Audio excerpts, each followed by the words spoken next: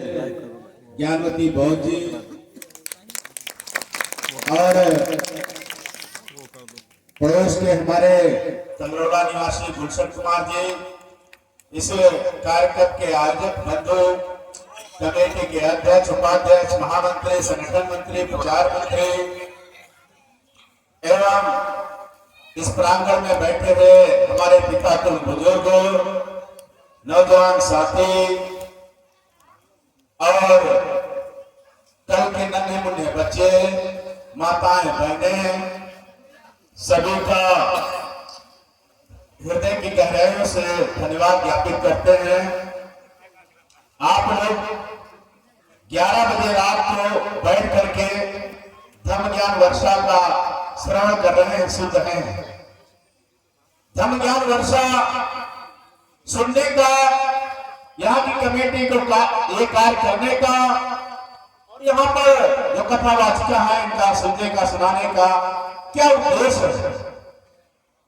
बिना उद्देश्य के कोई अपनी उंगली नहीं कटाता है, कोई अपनी फसल नहीं कटाता है। हमारे महापुरुषों ने अपने सर को कटाने का काम किया, उनकी हत्याएं हुई, चाहे बुद्ध की हत्या हुई हो, चाहे कबीर की हत्या हुई, रविदास की हत्या हुई, अंबेडकर की हत्या हुई और इस देश को आजाद कराने वाले शहीद आजम मौलाना अशफाकुल्लाह खां की हत्या हुई। शहीद भगत सिंह को फांसी पे लटकना पड़ा, वीरांगना उदा देवी फांसी ने 36 अंग्रेजों को मार गिराया, आखिरी में उनको हत्या फांसी दी गई। चंद्रशेखर आजाद को फांसी दी गई। आखिर ये हजारों की संख्या में लोग देश और समाज के लिए क्यों कुर्बान हुए? इसलिए कुर्बान हुए कि हमारा समाज आजाद होगा। दो तरह की आजादी चल रही थी, आजादी का जंग चल रहा था, एक सामाजिक आजादी का जंग चल रहा था, एक देश की आजादी का जंग चल रहा था।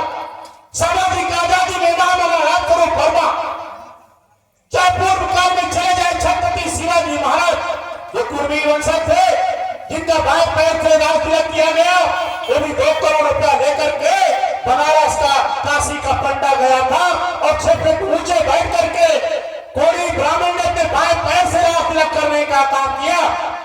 इस जो राज तिलक हुआ, उस राज तिलक से उनको अपमान महसूस हुआ।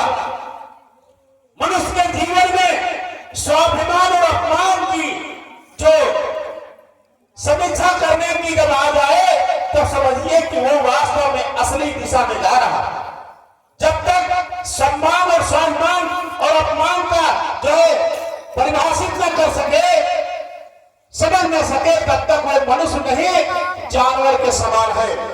तो सबसे पहले हमारे छत्रपति शिवाजी महाराज को ये बोध हुआ, उन्होंने अपना पुरोहित बुला करके दोबारा अपना राज तिलक कराया, जिससे वहां के सामंतवादी क्रोधित हुए, उनकी हत्या की गई। दूसरे कुर्मी राजा उनके वंशज शिवाजी के बाद सामाजी की हत्या की गई। शाहू जी को अपमानित किया गया। इसीलिए जो है शाहू जी महाराज कुर्मी राजा थे, कोल्हापुर के राजा थे, शाहजी गायकवाड़ बड़ौदा के राजा थे। उस अपमान का बदला लेने के लिए जानते क्या किया? मंदिर नहीं बनवाया, मस्जिद नहीं बनवाई। उन्होंने डॉक्टर अंबेडकर जो विद्वानों में विद्वान हुए, उनको पढ़ने के लिए वजीफा दिया। क्या दिया? राजकोट से वजीफा दिया और डॉक्टर अंबेडकर को लंदन पढ़ने भेजा, जर्मन पढ़ने भेजा, कोलंबिया पढ़ने भेजा, ऑस्ट्रेलिया पढ़ने भेजा।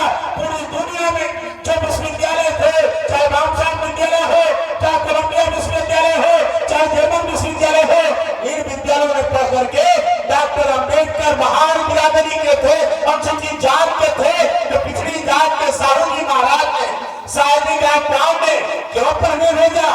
वो जानते थे कि शिक्षा ही परिवर्तन ला सकती है, मेरा राजतंत्र परिवर्तन नहीं ला सकता है।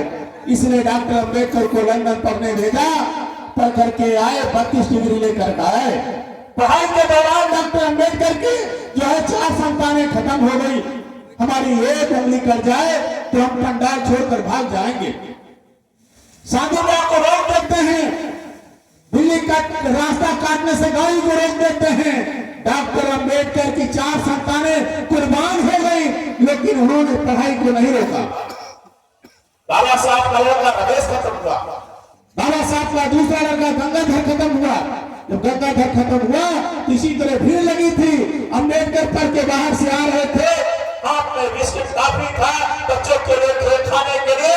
जब देखा कि बरसात में बच्चे की लाश पड़ी है, उनके हाथ से काफी छूट गई। इस तरह से उन्होंने समाज के लिए अपने 4 बच्चे कुर्बान कर दिए। तो हमको पढ़ने का अधिकार मिला, नौकरी का अधिकार मिला, सम्मान मिला।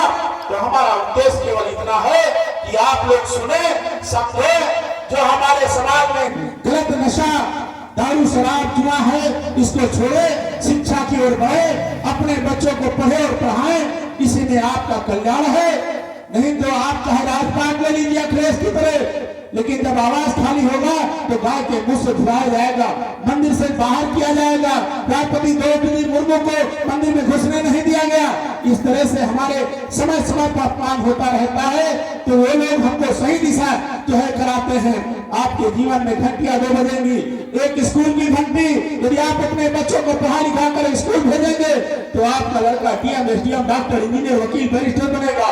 यदि आप मंदिर की तरफ पूजा करने भेजेंगे तो किसान, मजदूर और जो भिखारी बनने का काम करेंगे।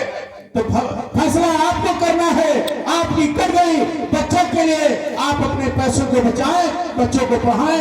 यही उद्देश्य बाबा साहब का है, यही साहू जी का है, शाह जी का है, कबीर का है, गायकवाड़ का है, संत गाड़गे का है। सारे महापुरुषों ने इनका यही उद्देश्य था। इन्हीं बातों के साथ आप जो कथावाचक के बीच में महत्वपूर्ण बाधा नहीं बनना चाहते हैं, क्योंकि हमारा कार्यक्रम दूसरा अभी वहाँ तका इटौजा से हमको जानकारी हुई कि आपके यहाँ कार्यक्रम हो रहा है।